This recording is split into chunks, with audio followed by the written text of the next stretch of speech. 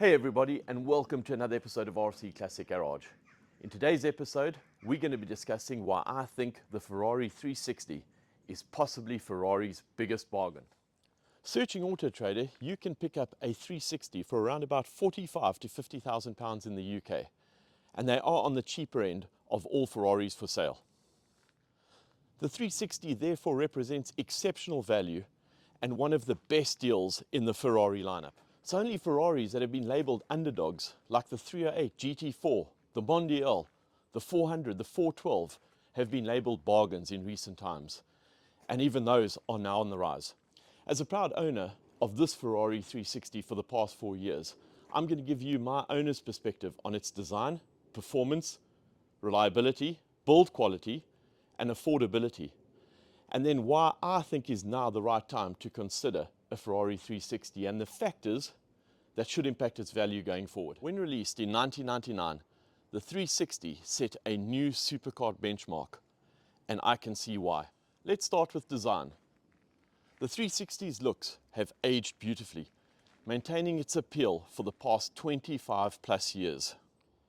Its aerodynamic lines and functional air intakes give it this timeless look that, believe me, still turns heads today.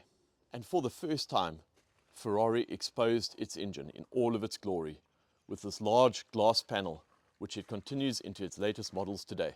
If we now look at performance, it features a 3.6 litre V8 producing 400 horsepower.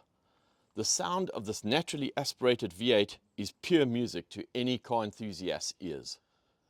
The 360 offers a truly exhilarating driving experience.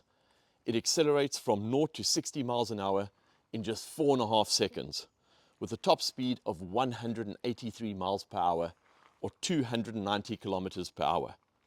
It has superb handling, precise steering, powerful brakes, and it makes every drive a true experience.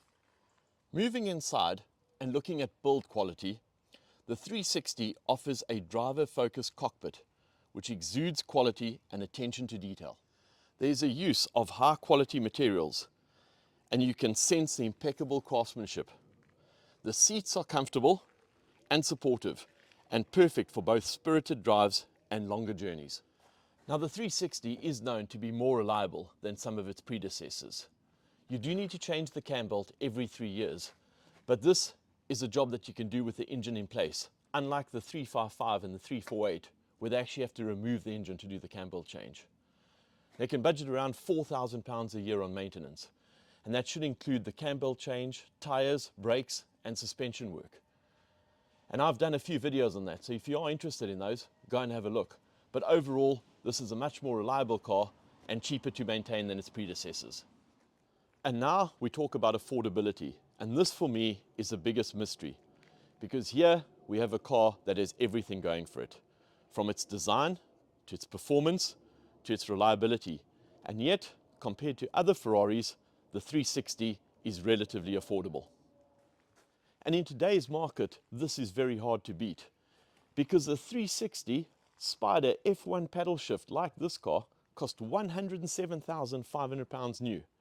And yet, as I said earlier in the video, you can pick this up for between £45,000 to £55,000. Now, the model that came before this car was the Ferrari F355, and that commands significantly higher prices in today's market.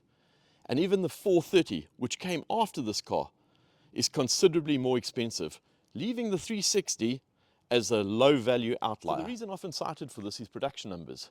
And while they did make a few more Ferrari 360s due to their popularity, I don't believe that these numbers should impact the values as much as they do.